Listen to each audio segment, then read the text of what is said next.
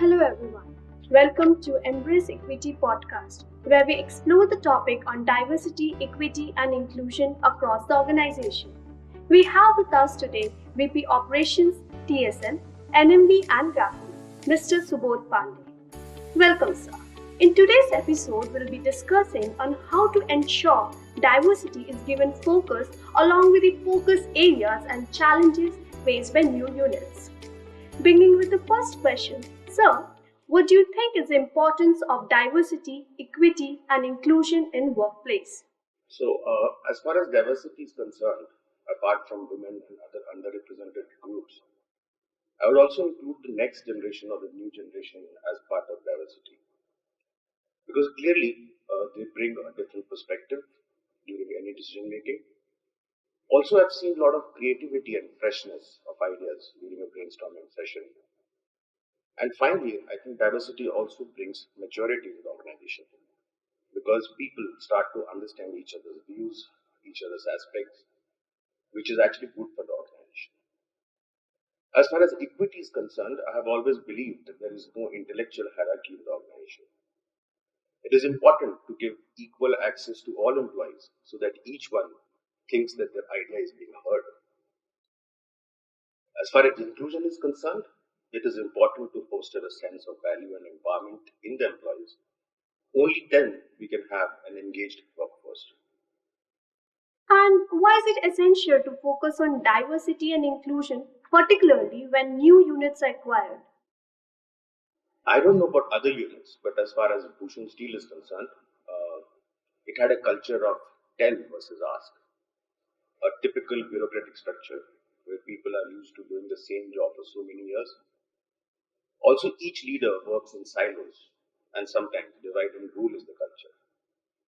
So unless we focus on diversity and inclusion, allow people to rotate, allow them to give their own ideas, implement new things on their own, the culture of continuous improvement at the shop floor will never happen. Similarly, collaboration with each other and across departments will not happen unless everyone understands and appreciates the constraints that each plant has, and the team jointly elevates the bottleneck. At last, what are the challenges in promoting diversity, equity, and inclusion at TSM, which is spread across the locations? So I won't say spread, but I would say working in such remote locations has unique challenges. Well, literally all locations we had to start from fresh. It's also a chicken and egg story because since there was no women workforce, no one would want to join. So in the beginning, we made a conscious effort to ensure 50% women employees whenever we went to the campus for recruitment, for especially the GTs. And now with SPTs and GP hiring that is happening, we are ensuring that most of the women employees join us. As far as challenges is concerned, one is about bringing the policies, which is bringing uniformity of policy standards has. But it's more importantly, it is about understanding the policy. We're also struggling with setting up the infrastructure inside the plant.